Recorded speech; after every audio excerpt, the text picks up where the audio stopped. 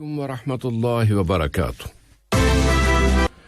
Radio قطر آپ سے مخاطب ہے۔ سیف الرحمان سے آج کا پہلا نشریہ سماعت فرمائیے۔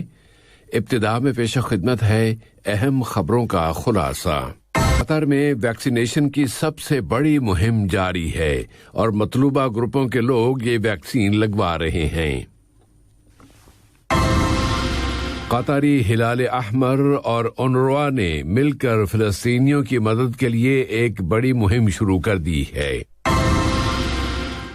اور اسرائیل ایران کے کسی بھی حملے یا اچانک جنگ کی بات کر رہا ہے۔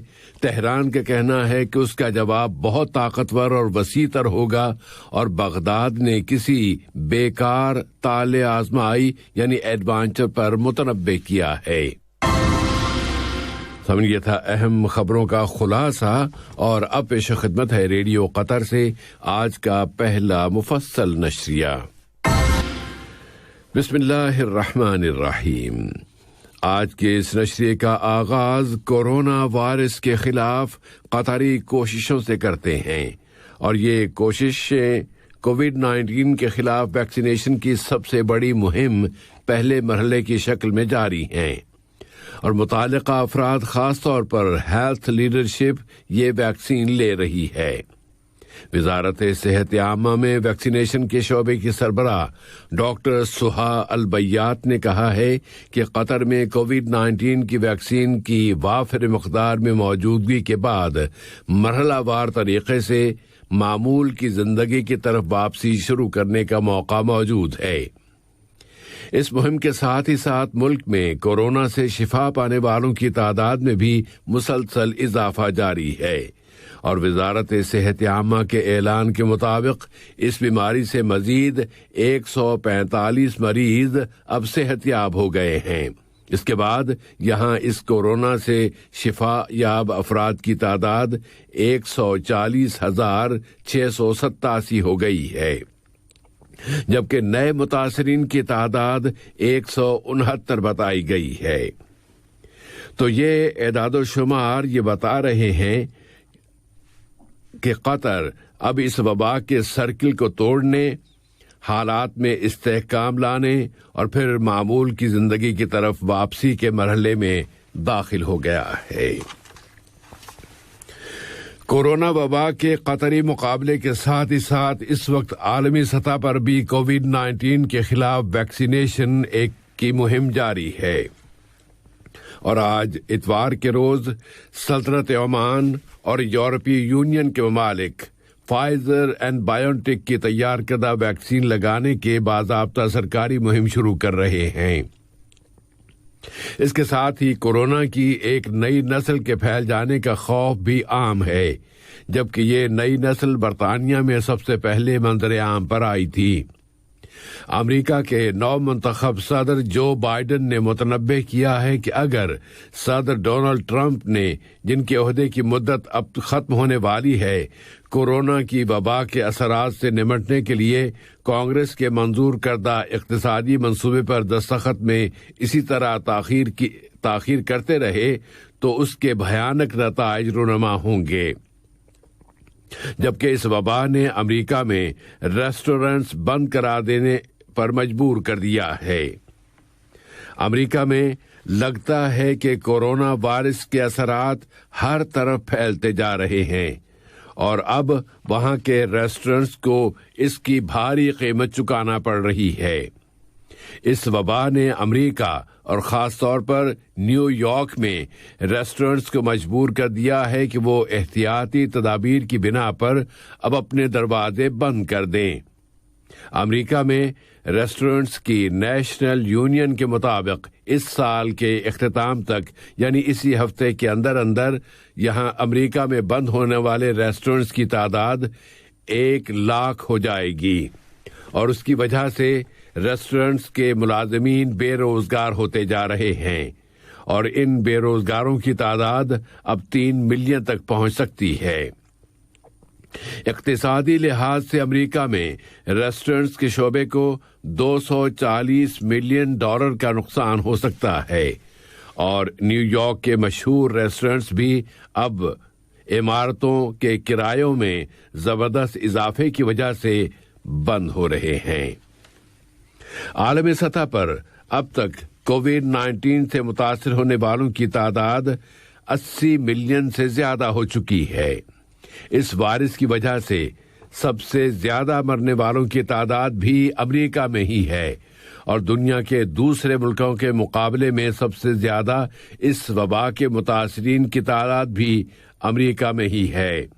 اور امریکہ کے بعد جن ممالک کے نام آتے ہیں وہ ہیں بھارت، برازیل اور روس۔ افغانستان کے امن مذاکرات کی قیادت میں قطری سفارتکاری اور ڈپلومیسی بہت اہم اور ایکٹیو رول ادا کر رہی ہے۔ افغانستان کی قومی مصالحتی کمیٹی کے صدر عبداللہ نے مطالبہ کر دیا ہے کہ افغان حکومت اور طالبان تحریک کے درمیان مذاکرات کا دوسرا دور طے کردہ تاریخ کے مطابق ہی یعنی اگلے ماہ جنوری کی 5 تاریخ کو دوحہ میں شروع کیا جائے۔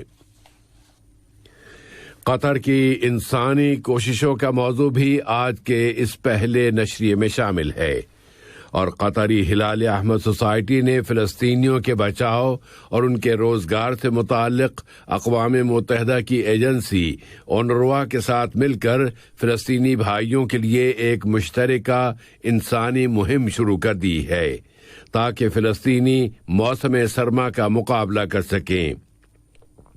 اس مہم کا شعار رکھا گیا ہے، آبرو کی کوئی قیمت نہیں لگائی جا سکتی۔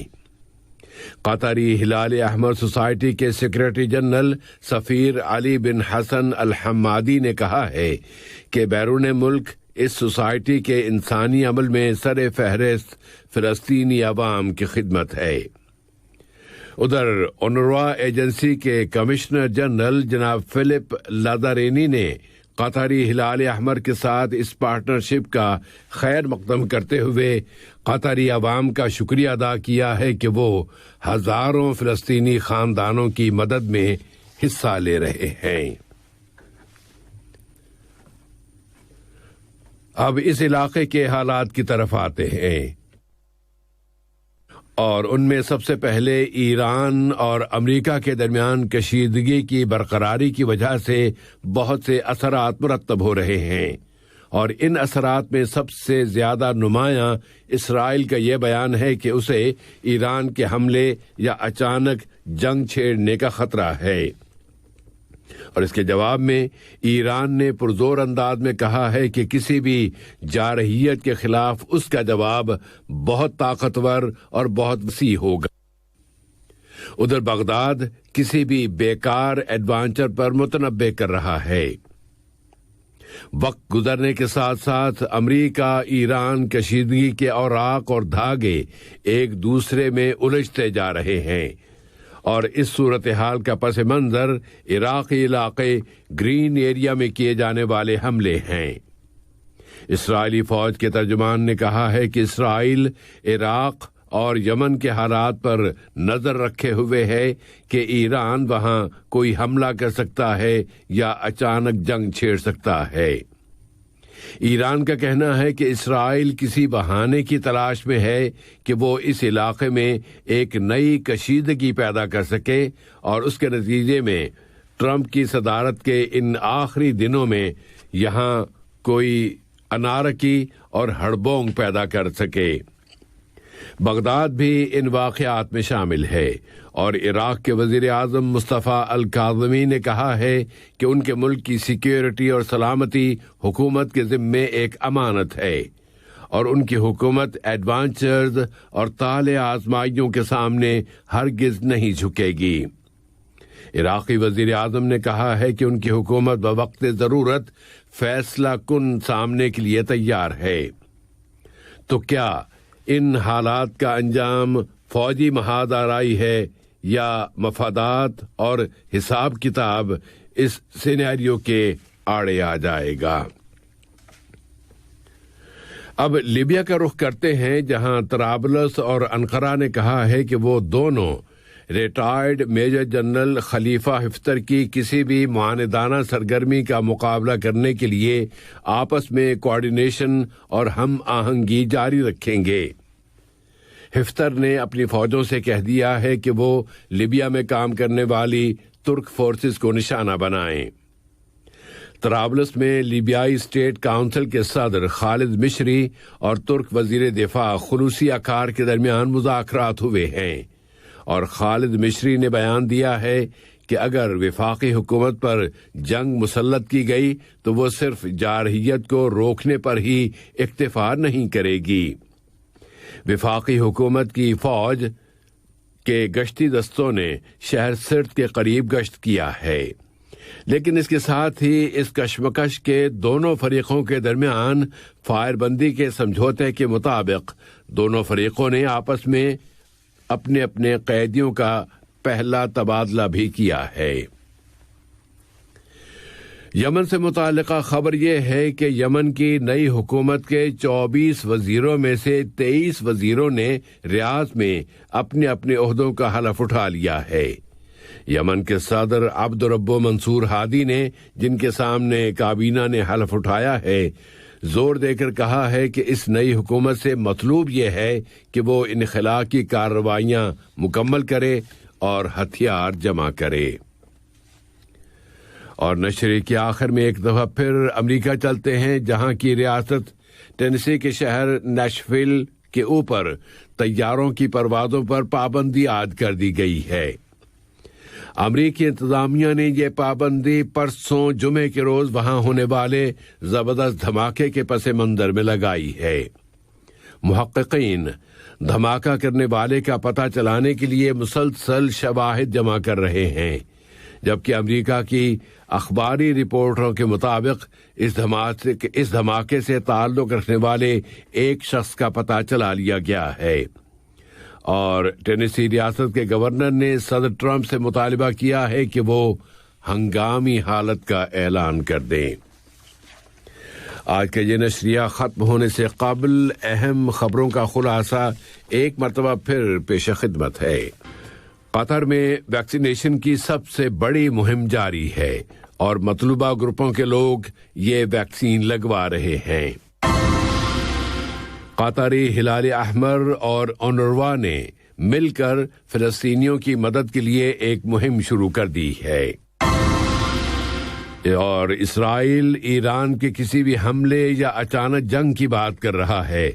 تہران کا کہنا ہے کہ اس کا جواب بہت طاقتور اور وسیع تر ہوگا، اور بغداد نے کسی بھی بیکار طالع آزمائی یعنی بیکار ایڈوانچر پر متنبہ کیا ہے۔ ریڈیو قطر سے آج کا پہلا نشریہ اپنے اختتام کو پہنچا۔ اگلا نشریہ رات 7:30 بجے پیش کیا جائے گا انشاءاللہ تعالی۔